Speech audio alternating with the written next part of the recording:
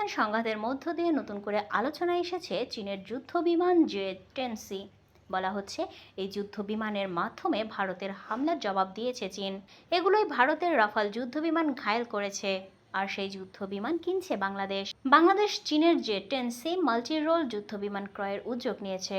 দক্ষিণ এশিয়ায় পাকিস্তানের পর দ্বিতীয় দেশ হিসেবে এই আধুনিক প্ল্যাটফর্মের ব্যবহারকারী হতে চলেছে বাংলাদেশ। স্থানীয় গণমাধ্যমের প্রতিবেদন অনুযায়ী বাংলাদেশ বিমান বাহিনী BAF 16টি জে-10সি যুদ্ধ বিমান কেনার প্রক্রিয়া এগিয়ে নিচ্ছে, যা পুরনো চীনা নির্মিত F-7 ইন্টারসেপ্টরগুলোর পরিবর্তে ব্যবহৃত হবে। বাংলাদেশের এই উদ্যোগকে দক্ষিণ এশিয়ার আকাশ প্রতিরক্ষা পরিস্থিতির পরিবর্তন হিসেবে দেখা হচ্ছে, যেখানে প্রতিবেশী দেশগুলো আধুনিক যুদ্ধ বিমান সংগ্রহের প্রতিযোগিতায় লিপ্ত হয়েছে। বিশেষজ্ঞদের মতে বাংলাদেশ এই চুক্তির মাধ্যমে তাদের সাময়িক সক্ষমতা বৃদ্ধি করতে পারবে, যা আঞ্চলিক নিরাপত্তার ভারসাম্য রক্ষায় সহায়ক হবে। চীন ও বাংলাদেশের দীর্ঘদিনের প্রতিরক্ষা সহযোগিতার ধারাবাহিকতায় এই জে-10সি ক্রয় একটি নতুন অধ্যায়ের সূচনা করবে।